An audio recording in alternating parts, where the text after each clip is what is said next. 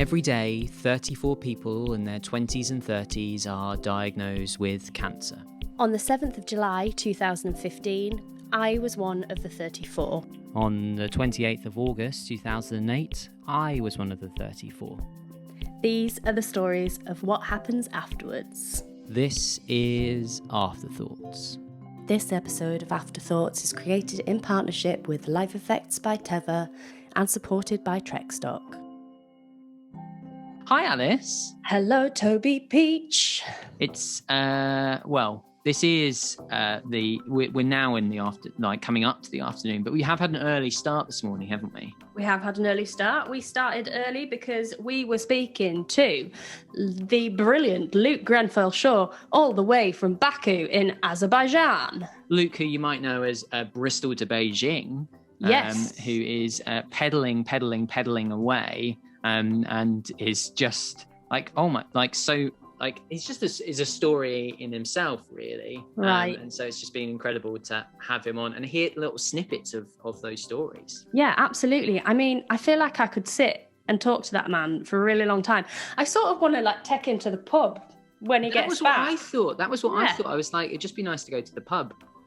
Do you know what would be really nice, actually? If one day we could take all of the Afterthought storytellers to the pub. Oh, that'd be lovely, wouldn't it? Yeah, that'd be really great. Yeah. Maybe we should do that. That'd be very nice. Yeah. But as we've had, Luke might be away for a little while because he is still pedaling all the way to Beijing. So, but we could wait for him to come back, really, can't we? Yeah, definitely. Why not? He says it'll be about a year, but he says he's been saying that for about a year. Yeah. But that was the wonderful thing, right, of him saying, and I really noted that, the fact that it's his whole thing is about, it's not about the it's good to have a goal, but it's about the journey. About the journey, not about the destination. Oh, so... No, I always say that when Chris and I go out on long walks, he's about the destination and I'm about the journey. But should we stop talking about Luke and let Luke do the talking? Let's hear from Luke.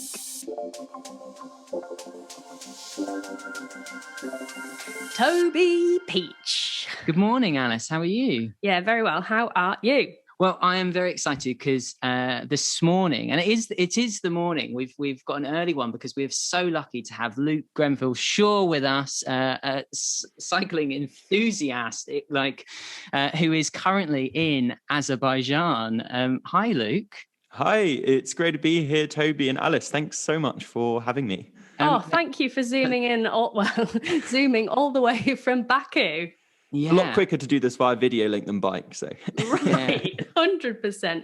We would say that you were our furthest zoomer, but unfortunately you've been beaten because last series we had Boris zooming in from Hawaii, and we did just check because apparently we're both so terrible at geography we couldn't tell whether Hawaii or Azerbaijan was furthest away from London. But wow, that's something to beat, isn't it? But we did say though, Luke, is the thing of going. He definitely flew there. Yeah, you've cycled all the way to Azerbaijan, so you kind of win on that regard. Get the effort points. Yeah. By the time I get to China, will that make me further away than Hawaii? Did you run that one through? I haven't, but I think that go for it, Alice. Do it. I'll do it now. You go for it. That's fine. Yeah, I think that probably does win you the So we'll do a second round when you're so how long, Luke, until you hope to be in China? I mean, it's a really difficult one to try and answer.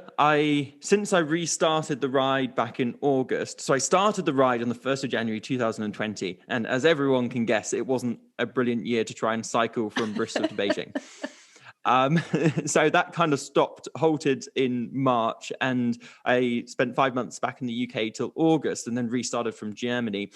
And ever since then, I've been saying, about a year from now, I'll be in China. And I don't see any reason to stop saying that. So, in a year from now, Toby. So unfortunately, you'll still be 2,000 miles short of Hawaii. But again, effort points.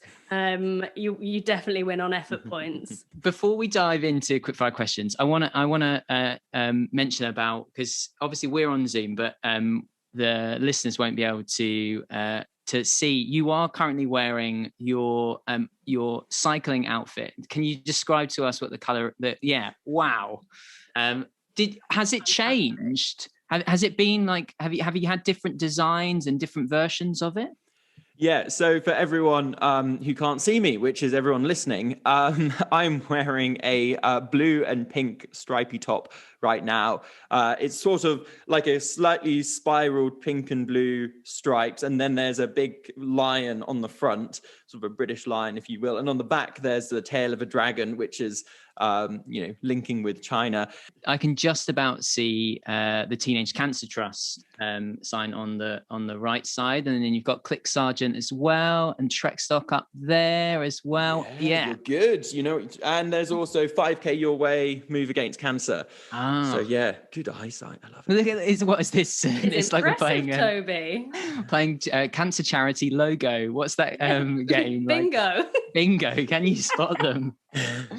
Yeah, but supporting 5 incredible charities, and we just said 4 of them, and they were all charities that either helped me through my kind of time with cancer or really help people through exercise, which I guess is something we'll talk about, but something I feel very, very passionately about. And then the 5th charity changes leg upon leg throughout the trip. So it was very important to me to support local initiatives.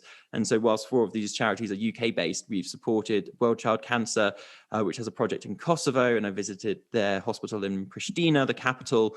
And the 2nd charity, which we're currently supporting, is Child Aid Eastern Europe, and visited their centers in Moldova and Ukraine. So, and that will change again when we move into Uzbekistan to a local charity there. So yeah, it's really fantastic to be able to do something to support these wonderful organizations. That is absolutely epic. Amazing. Okay, shall we do some quickfire questions? I think we should dive into quickfire questions. Luke, are you ready for the quickfire questions? No, I'm not. No. Okay. All right, we best just leave. Yeah, let's get this part. All right, cool. Yeah. Luke, what pronouns do you use? Oh, the he, one, he, his things. Yeah. Luke, who do people say that you look like? Oh, I think when I've been, fortunate enough to travel in places like Egypt and Turkey, they don't say I look like a particular person, but I'm always thought of as being Russian. Everyone talks to me in Russian because they think maybe I have a slightly Slavic-looking face, and so I'm constantly like, no, I'm actually from Britain, but talk to me in Russian, that's fine. Actually, the other person, who's that guy from One Direction? Liam? Oh, Liam Payne. Yes. Apparently there's a similarity there. So I can see that. Yeah. Yeah, I can see it. What film would you say defines your childhood? Oh, a film that I absolutely love. And actually, if I can have 2 films, one was Shrek. And the reason I say it is when I rewatched it, like I watched it when I was first like 7 years old or something. And then I watched it when I was perhaps 15. And I realized it was a totally different film. Like all the jokes that are in there for adults. And I was like, they are geniuses. So that's definitely a film that springs to mind that I loved. And the other is Pirates of the Caribbean, the first one. I just love, Orlando Bloom. I was definitely like I'd like to look like Orlando Bloom. I think I've got, Legolas, that vibe. And then the music, always like go-to music if I want to cheer up or like really focus. So nice. we'll go Pirates of the Caribbean. Luke, who is your hero? Oh, I don't think I really have heroes. I don't know if that's an acceptable answer. I need to pick someone out. No, that's an acceptable answer. That's okay. That's good. Yeah. There are lots of people I like admire and aspire to sort of certain parts of them, but I don't think I have a hero. That's all right. Do you have any nicknames? And if yes, what's your favourite one? Oh, I don't know if I should be honest about this. I don't have any currently, but when I was going through school, I had a nickname that I inherited from my brother. And my surname is Grenfell-Shaw. And so that was somewhat shortened to Grenny. And my brother was called Grenny by everyone. And when I joined the school, I was then called Grenny, or occasionally Mini Grenny, which was not flattering. And that was a name that I thankfully just let die when I got to university. I did not tell anyone I had nicknames in the past. So I'm really hoping that this isn't going to ruin my my street cred from now on, and everyone's gonna be like, oh, Granny. It's gonna have a resurgence. Yeah. I hope not. I'm sure it won't. Blaming you if it does. I'm sure it. Okay, Granny. If you could listen to one song for the rest of your life, what song would you choose? I think it would be by Sigrid, and probably I Don't Feel Like Crying, or The Sight of You. One of those two songs. I really love her music. Whenever I listen to it, I get very buoyed by it. It's very uplifting, and I find it very relatable as well. So I love Sigrid. Other one, I know I'm giving lots of answers, but My Shot from Hamilton, love it, and I just love what that the aspiration that it contains, I suppose. You got two big Hamilton fans here, so Oh, brilliant! Okay. Should we just start some freestyle going? Oh my God, let's. Roller coasters, love them or hate them? Fairly ambivalent. I don't spend much time on roller coasters. I think I enjoy them when I go on them, but I don't sort of go on them very often. So they're sort of fun in their way, but don't go out of my way to find them. And a big one here. What is your favourite way to eat a potato?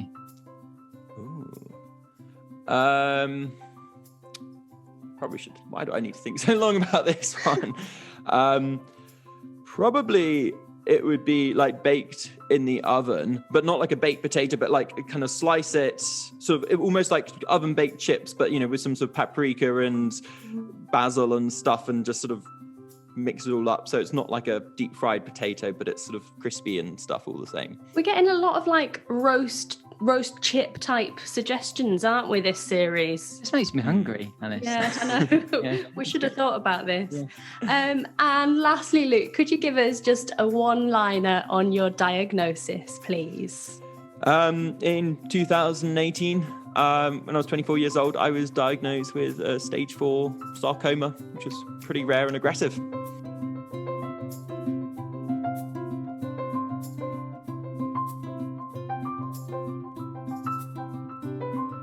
First up on Afterthoughts, we are going to dive into a story of beyond the diagnosis. The diagnosis story is a well-trodden one for lots of people who've experienced cancer, and sometimes the stories that happen afterwards don't get spoken about as much. But we're going to pan over to Luke to hear one of those stories.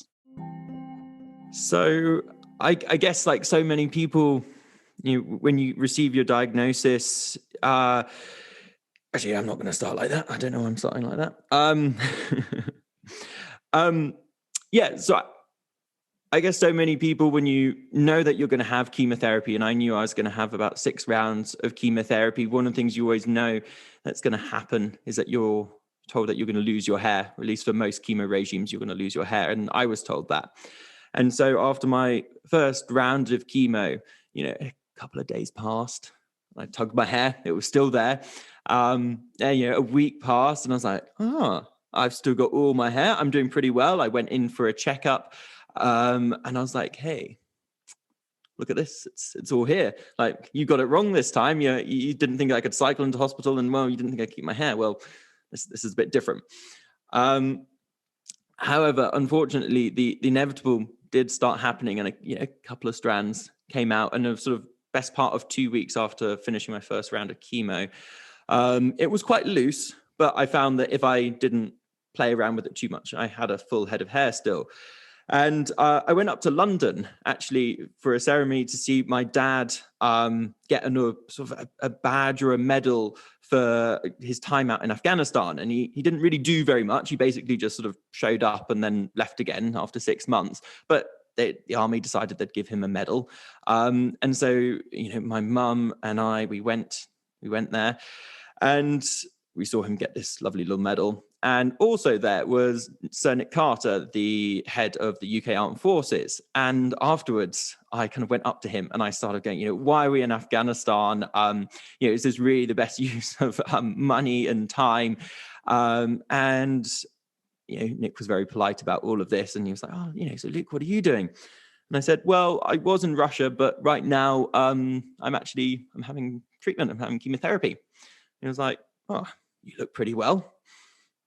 And I just tugged a lock of my hair just dropped it on the floor in front of him. And there was a bit of a silence after that, which is not something I'd really done before. I think actually having a diagnosis meant me go, I don't really care. You're just another human being with a couple of medals on your chest. But then about 3 or 4 days later, I remember I was going to bed and I sort of turned over on my pillow and I'd basically left like a quarter of my hair on the pillow. That was the point where it was like really starting, it was just coming out. And at that point, I went straight into the shower and I was just pulling all of my hair out. And I came up the next morning and people didn't really recognize me. And it felt, that was a really, almost felt debilitating. It was very much a soul crushing moment of something I thought I might be able to get away with it. And I looked healthy up into that point, even if I wasn't. And then suddenly there was something very, very, very harsh, I suppose, about just seeing your hair drop out and having it left on the pillow. Like wasn't even pulling at it. It was just there on the pillow. And that was kind of game over. And it was after that, it definitely affected the way I interacted. I nearly always wore a hat. I didn't like people wondering about whether I might be having treatment, if I might have cancer. Like it was all in my head of thinking, are people just going to think that I'm, going through some sort of treatment? And it definitely affected the way I talked to people, avoiding conversations and interactions. And I was lucky enough to do a master's at the back end of that year. And I, for the first term, there was about 24 of us in class, and I was quite quiet and, not my usual self. But then after the January break, after the Christmas break in January, I sort of came back in and started to have some hair growing back. And then one of my mates, Rob, as I walked into the classroom for the first time, he kind of just like rubbed his hand on his hair, gave me a thumbs up, and I just gave him a thumbs up back. And that was like such a great moment for me, because I was like, I'm back. I've got a bit of hair. It's not much, but this is kind of back to me. Though actually that was not true. I wasn't going back to who I was. It was very much a new Luke, but one that rediscovered a more outgoing side.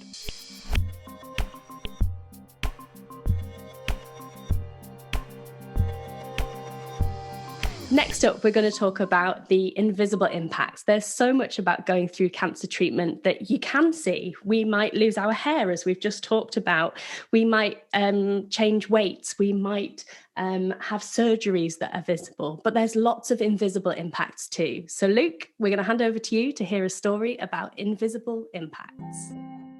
Thank you, Alice. Yeah, I wanted to actually sort of twist this around a bit, because so often the invisible impacts that we talk about regarding cancer are negative. And actually, for me, there can be some really positive impacts. And I guess I want to sort of talk about how cancer has actually really positively impacted my life. And it's something I feel incredibly grateful to have moved in a certain direction because of it. And I'm also still here to be able to live in a different way to how I lived before. And that's not something I take for granted. And I don't know how long I'll be able to continue doing that. But on the day that I was diagnosed with cancer, I really didn't think I had long to live. It was like very advanced, it was very aggressive, and it was kind of pretty rare. So they didn't really know if the chemotherapy would work. So I very much felt like I was looking down the barrel, and my life felt like it had shattered. I was 24 years old, and every hope and expectation, every right that I thought I had to life and having kids and climbing the career ladder, that was just taken away. And so I went home and basically cried into the sofa, and then read Shantaram, which is a great book and even better as escapism. And then my dad knows me very well, and he kind of dragged me outside for a run. And we live in Bristol, so we were running around the downs, and we went over to the Clifton Suspension Bridge. And I remember that afternoon, it was a sunny summer's afternoon, and we were looking over this gorgeous view. And my dad said to me, Luke, if if you die in 3 months, that is horrible. But there's nothing that you or I can do about that. But you do have a choice over how you spend these next 3 months. And to me, that is such an empowering attitude. And it's not an easy attitude at all. But really, if you don't have long to live, then surely that time becomes incredibly precious. And you want to do whatever you can to make the most of that time. And it's so easy to think like, I'm going to be very resentful and angry that life has dealt me this hand and I did not deserve it, or it's unfair. And ultimately, you can't change it. That's not going to help. And it just means that you're going to spend those next 2 or 3 months unhappy. And surely it's better to try and spend that next 2 or 3 months doing things that make you as happy as you can be, given you're still going to be going to hospitals, given there's still going to be a chemo drip in your arm, but there are still going to be things you can do to be happier. And to me, that's a win-win. That's, if you can pull yourself up, then it's a no-brainer, but it's not at all easy to pull yourself up. But really the invisible impact for me is how it sort of changed my priorities and valuation of life. And before, I always assumed that I would be climbing the career ladder, doing a job in consultancy, doing the whole, 9 to 5, 9 to 8, 9 to 9, getting a family, getting a deposit for a house, all these things that everyone tells you are important, like society tells you that these are the things that you should do. However, on the day that I was diagnosed, I realized that a long-held dream of mine was the thing that I really wanted to do. And if I could only do one thing going forwards, it would be that. And that is cycling around the world. And so on the day I was diagnosed, that was the sort of, if I can get through this treatment, which I didn't think I would. But if I do, I want to cycle around the world. And that turned into the Bristol to Beijing cycle ride. And I'm currently in Baku in Azerbaijan, having done about 10,000 kilometers and probably about another 20,000 kilometers still to go. And it's something I just feel so grateful to be doing. And I think the way I think about time has changed a lot as well. So I now love, for example, watching sunsets. And before, I never thought I was just like, what's the big deal? Like, can't the sun just hurry up? Like, I've been waiting here for 5 minutes for it to go down so I can say I've watched the sunset, so I can say it was beautiful. But now I have a very different mentality that if you're having to rush to watch the sunset, like if you're wanting to get, what are you wanting to do after the sun sets? That is so important. Is it a piece of work? Is it, rushing from one thing to the next? Is it, meeting friends? Or we've all got so many calls on our time. And yet, if you don't have time to watch the beauty, then what do we have at all? I suppose it's a very peculiar thing that very often we always in a rush for the future, because that's where we start living. That's where our hopes and our dreams are. And yet we always forget to recognize that actually the present is the bit that's happening right now. And if we're not happy in the present, if we're not making the most of what we're doing right now, it doesn't matter what's in the future. Because in the future, we're going to be acting in the way that we do now, which is not enjoying life. So it's really important to enjoy life now and feel fulfilled and do the things that make us feel fulfilled now, rather than expecting that all to happen in the future, because it never does. And so for me, that is part of my attitude now of really recognizing that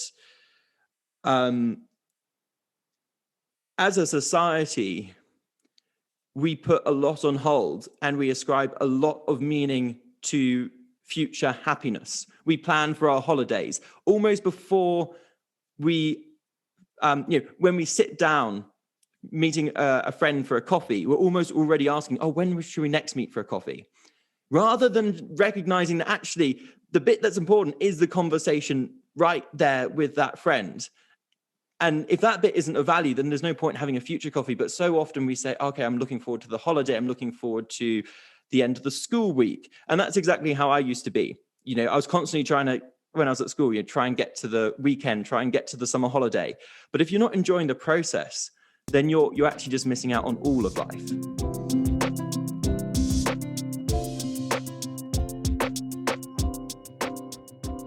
Next up on Afterthoughts, it's the Those Around Us section, which focuses on the stories of people who might go through the experience of having cancer with us. So Luke, over to you for Those Around Us. So I want to tell you about Zach. And Zach is one of my best and oldest friends. And actually, we first met when I was starting to take my running more seriously at the age of sort of 13 or 14. I remember going to Ashton Court, which is this big kind of park space on the other side of the River Avon in Bristol. And there was this runner who was very good. And I actually discovered he was a bit quicker than me, which is obviously a bit of a problem, but ended up chatting to this guy, Zach, and he was just full of beans and energy. He was about 6 months younger than me, but 6 seconds quicker for sure. And for quite a long time, our friendship developed very much through the lens of running.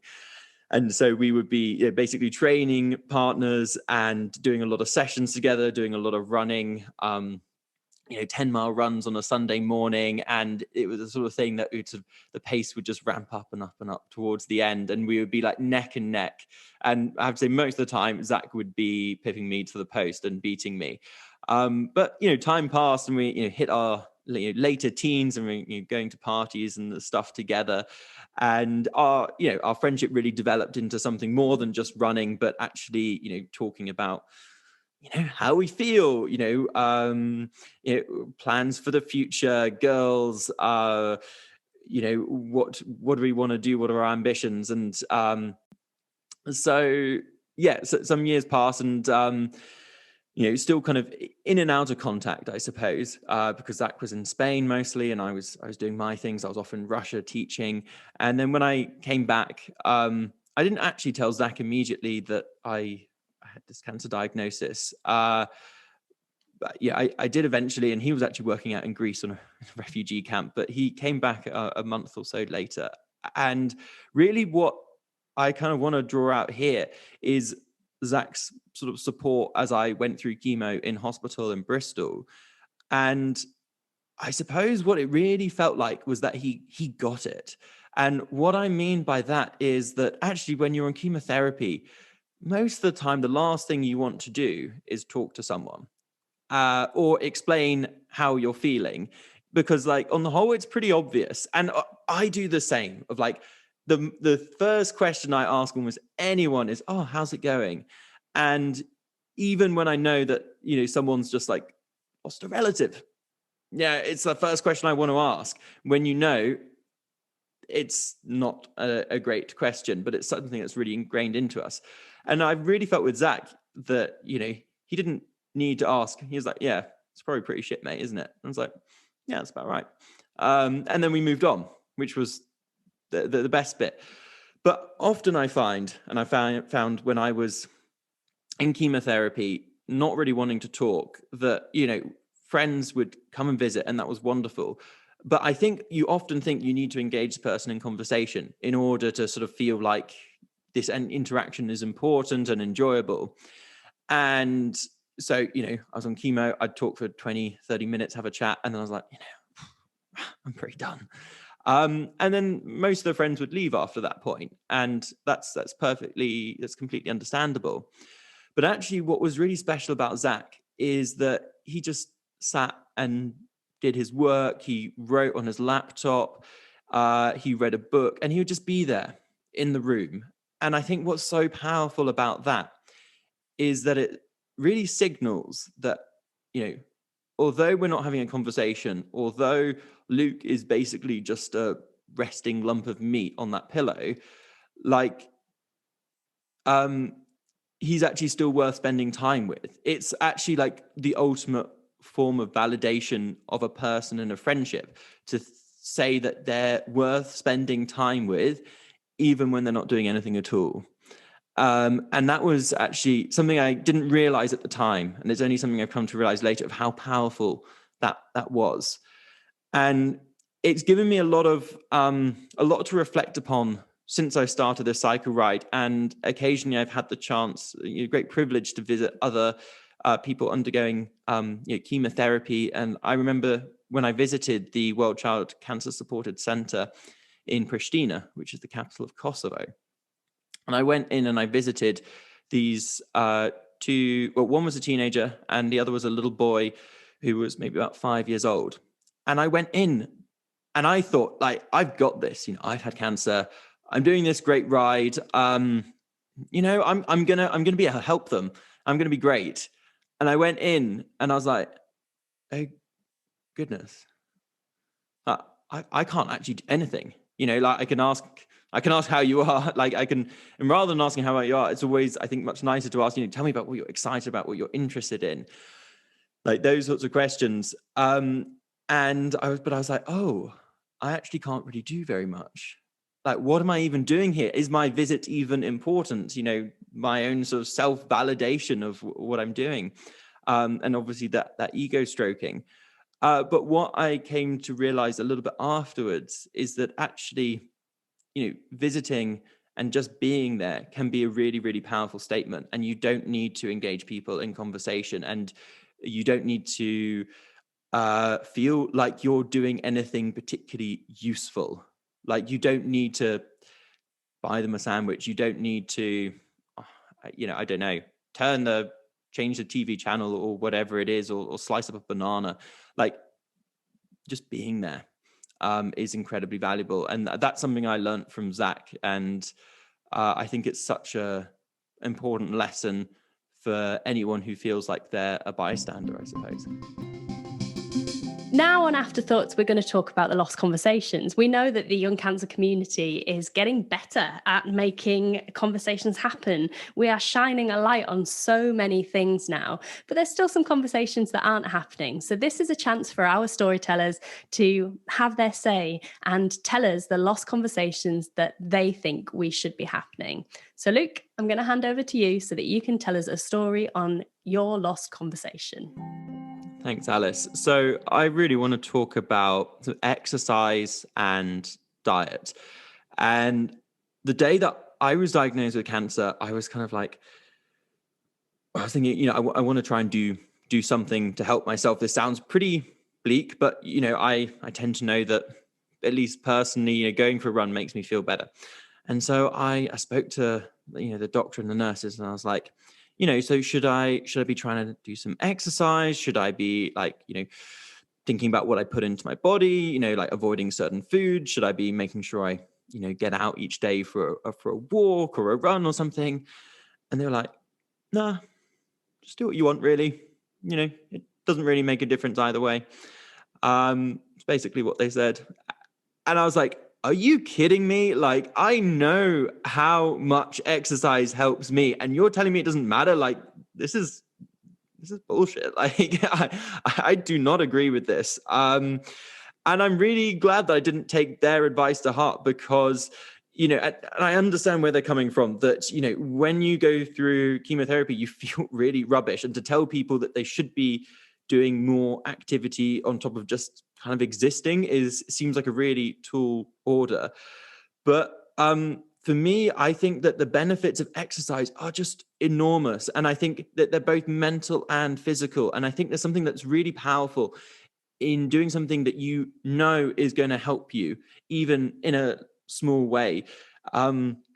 So, knowing that you're pushing yourself to go out for a walk, or just go up and down the corridor a couple of times a day, just a little bit more than you would otherwise, it means that you're sort of taking control of your situation and doing something that is kind of proactively helping you, getting you to see slightly different things. You're not just stuck in your room.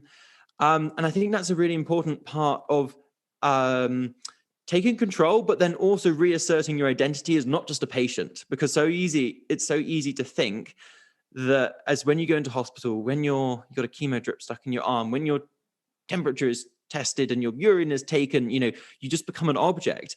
And for me, it was a way of kind of reclaiming that actually Luke is someone who does things for himself because he decides to do them, rather than everything happening to you and you being very passive. But I also think there's a really important sort of physical side to this, that actually there's an increasing amount of research that is coming out and saying that exercising through chemo, through radiotherapy, makes it more effective and makes you less tired. And so even though it's the kind of the last thing that you feel like doing, it's so, so important. And I try to go for a walk every day that I was in hospital for 4 days at a time. I was connected to a chemo drip, sometimes just saline, for 20 hours out of every 24. So I had 4 hours off, and I would always try and just get out even for a short walk. And occasionally I always brought my bike into hospital, and I had it connected to one of those indoor setups so I could cycle in my room.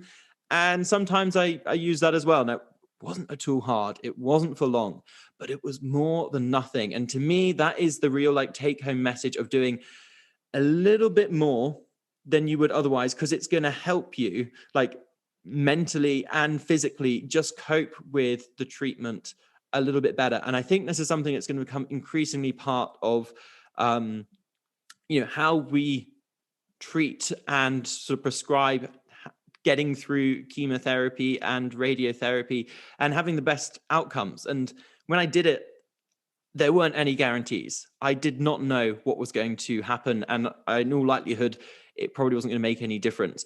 But it's about taking those steps to give yourself the best possible chance of getting through, which I think is so important. And so I was very glad that happened.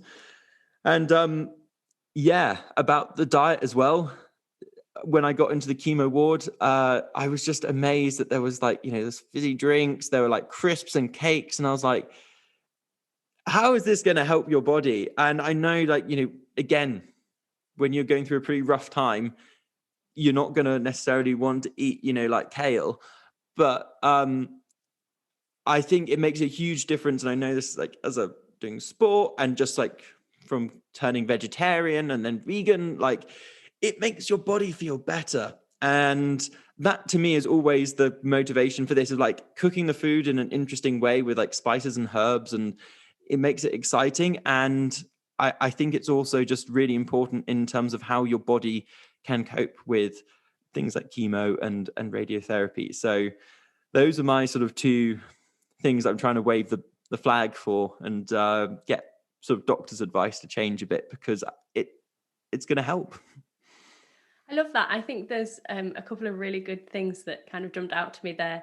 That idea of more than nothing when it comes to exercise. I think that's such a great jumping off point, because I think it's so easy to become overwhelmed by the thought of exercise when you're in treatment. But more than nothing is such an easy way to kind of quantify it. Trekstock have a really fantastic program that they run. Obviously, Trekstock are supporting this series of AfterThoughts. They have an exercise program called Renew, which we just want to give a quick shout out to. Renew is an exercise program which is run by specialist cancer rehab trainers, and they basically help young adults get moving again after cancer treatment. And it's basically exactly what you're saying, Luke.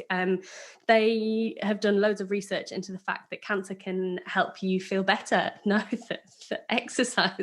They've done loads of research that proves that exercise can help you feel better when you're going through cancer treatment. And also, I worked with Trekstock on a resource about food and cancer treatment, and it's a really, really useful guide for anyone who's feeling overwhelmed by the kind of all of the conversation about nutrition and cancer. So just a couple of shout outs there for Trekstock and the resources that they have available. But yeah, just the idea of more than nothing really struck me. Next up on Afterthoughts, we have the Not Your Average section, which is to dive into a story which somebody who has experienced cancer will have gone through, that somebody who has never experienced cancer might not have had to experience. There we are. I've just said experience again, everybody. That's fine. So, Luke, let's hand over to you for Not Your Average. So I want to take you back to the time when I was doing my master's, and I was really fortunate to be able to do master's alongside the treatment that I was having. And for me, actually, that was a really, really positive thing to take the focus away from the treatment and give me an identity beyond the patient and beyond the hospital, and kind of be treated pretty normally as well. So that was fantastic in a number of ways. And I'd had my chemo and surgery at this point, and I was having radiotherapy and on my left shoulder, and that's where the primary tumor had been. And as chemotherapy, happens for 2 or 3 weeks, nothing seems to be happening in that area at all, and gradually the skin starts to break down and sort of look more red and kind of be like a rash, and then it got infected. And that was really a bit of a turning point, because I had this big section on my back, maybe the size, a bit larger than an A5 piece of paper, that was just ended up getting covered in like little pustules. It was all red. It was all covered in pustules, and it was itchy as hell, and putting cream on it. And I ended up being in lectures with this horrible sort of sensation of wanting to scratch my back, knowing that it was a really bad idea, and kind of feeling a bit gross and icky. And I really remember there was a time when I went to the Handlebar Cafe, which is a fantastic cafe in Oxford, does a great flat white. And I went to the toilet just to sort of, I don't know, take off my shirt or put some cream on or try and put a big plaster on it or something. They took off my t-shirt, which was this blue navy t-shirt, and it was just covered in like dead skin and pus, and it was kind of caked. And it was a really horrible moment. It felt quite dehumanizing to see all of this come off my own body. It was really revolting. And at that point, I was like, this is something that all my other course mates, they're just getting on, writing their essays, they're focusing, on whatever it is, the extracurricular activities, the partying, the sports. And right now I'm looking at like a pile of my own pus on my t-shirt. This is gross. I'm quite gross. And I felt quite isolated in that moment, that I was going through something that they really were not. And it was one of those, I guess, low points. I didn't feel there were like that many low points, but it was one of those times I was like, this is really, really not very much fun. But I guess, equally, life goes on, and you're there to study. There's some interesting stuff, and there's still opportunities, and you have to crack on with a disgusting shoulder. And that's what I tried to do. And I remember a touch rugby match that I was playing in, and before the start of it, I was in the changing room, luckily, by myself, and I sort of just took off my undervest, and I was just like, that is gross. And I put it back on, and you play. And it's really nice that I was still just very fortunate to be able to do that, to be honest. So I guess that's my story. Last up, as always, we are going to talk about the bits of cancer that make us laugh, because, sometimes cancer can be funny. It's hard to say, but it's true. So, Luke, here's your chance to make Toby and I chuckle with a story about cancer that was a little bit funny. I'll do my best. So this is going back to just after I'd finished my chemotherapy, and I was having brunch with a group of friends. And of course, at this point, I'd, lost all my hair, had a pretty puffed out face, and but was like really looking forward to the opportunity of just having a nice relaxed brunch. And we were sort of cooking away in the kitchen, and we sort of had pancakes, and they were my speciality. So I cooked a lot of pancakes, like a whole mountain of pancakes. And I thought that was a normal amount, but apparently it's not. I have quite a large appetite. And they were like, "You've cooked 20 pancakes. Are you sure?" Like, I was like, "I'm sure they're going to get eaten." And all sorts of lovely things are on the table. There was avocados, there were eggs, and there was yogurt, and there was cereal, and all of this. And passing round the bowl of yogurt, and one of the girls was like, "Oh, there's a hair in there."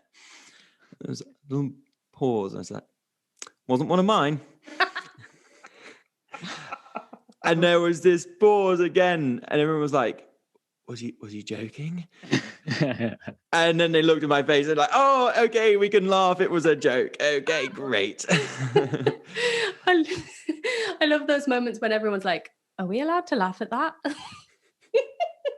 And how much better it makes everybody feel once you get that first laugh in and they go, oh, thank God Luke's all right with this. Okay, that's good. Oh, my word. Yeah. It was the elephant in the room. That's it, yeah. So she went back to the yogurt though, that's fine. The hair was removed, and it wasn't tainted by chemotherapy, obviously. So it was safe to consume that yogurt. Ooh, yes. Oh, fantastic! Chemo hair was a brilliant brush.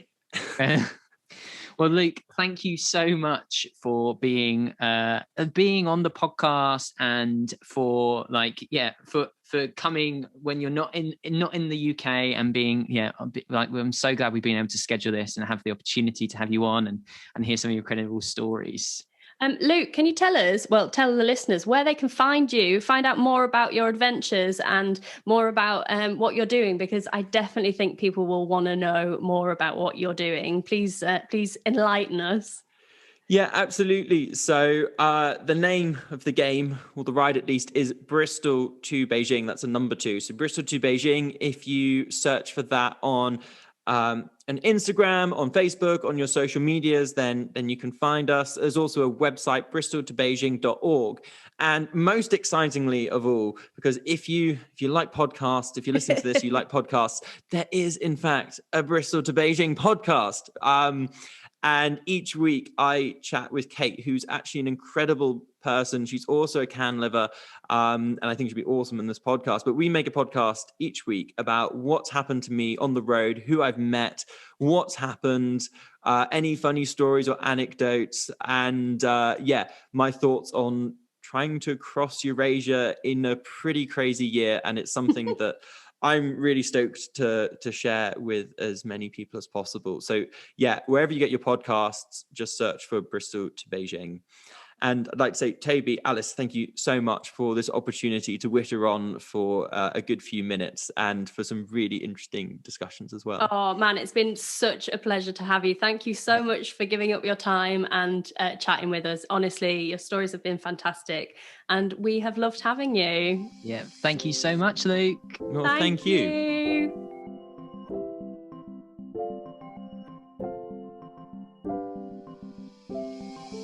Alice, there was Luke. What an incredible story, what an incredible journey he is currently on, and we have heard some amazing parts of that. Yeah, I feel like we've only scratched the surface with Luke. I feel like there's so many more stories that could come and will come out of his adventure, and I feel so lucky that we got to spend a couple of hours with him while he's on this incredible adventure, and great to hear some of those stories. There was so much in Luke's story, and when we talked about this just before Luke started, we're like, oh wow, we haven't spoken to Luke before, but we've seen a lot of his story. Yeah, and it is that thing of going, so there's this young man who has had an experience of cancer and now has gone on this epic journey, and there is something in on seeing that, and then when you start to dive into all of the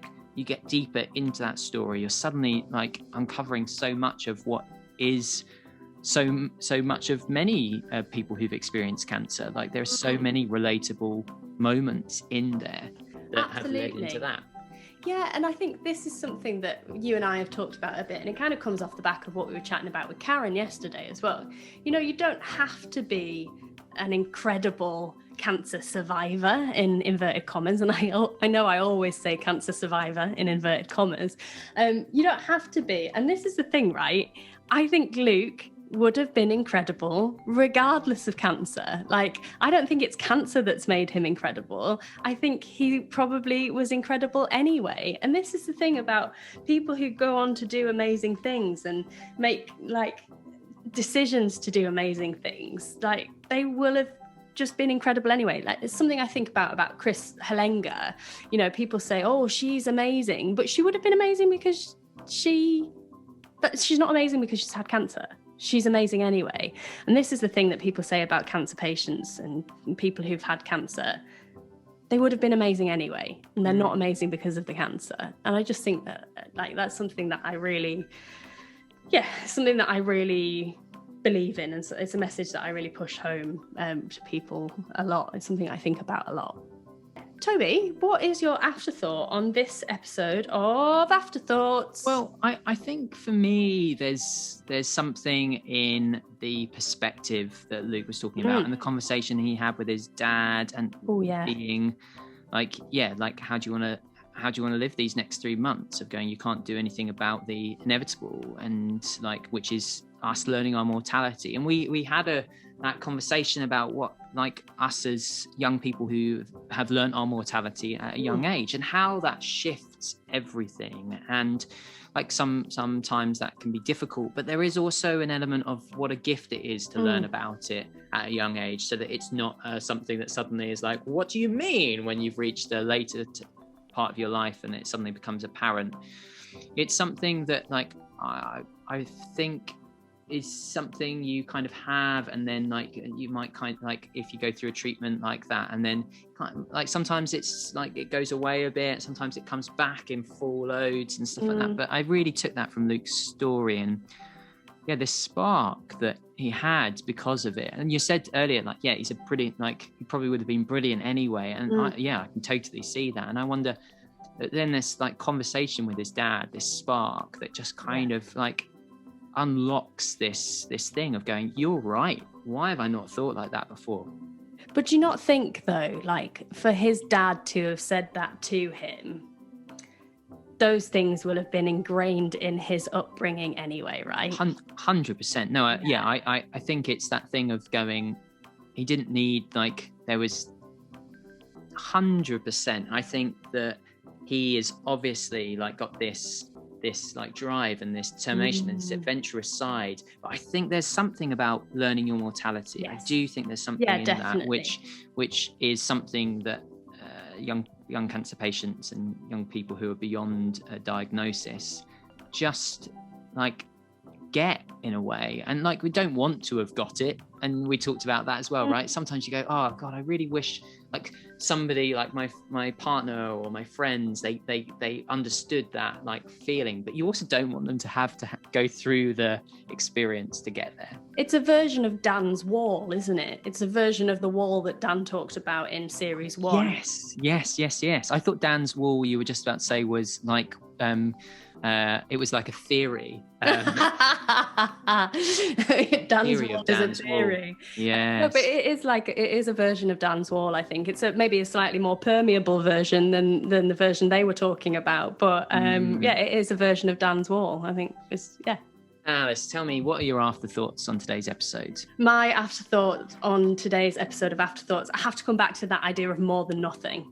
And I think that's something that we can apply to so many facets of life, not just exercise, but I think there's so many places where we can apply it. And I think we need to give ourselves credit for the times when we are doing more than nothing. And there's so many times when we are doing more than nothing, and we just need to appreciate that and give ourselves a little pat on the back, a little hat tip, and say, you know what, we're doing more than nothing, and maybe that's enough. I think, more than nothing. That's something that I think I might stick it on my pin board in front of me. Yeah, I'm feeling like that. I might just like get it. I'm going to write it in my hand for today. Yeah. And that's going to be my first step to holding on to that. It's a fantastic mantra. Lovely. Indeed it is. So thank you so much to Luke for coming to us all the way from Azerbaijan and bringing us his stories. And thank you for being the listeners who are taking in those stories into your ears and hitting play. Bye.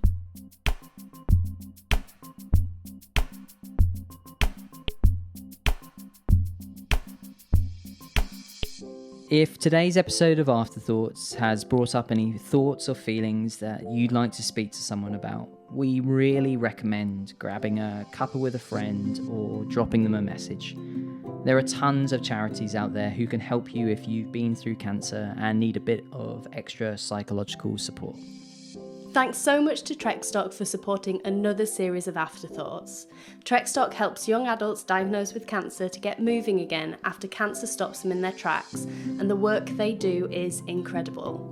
Find out more at trekstock.com.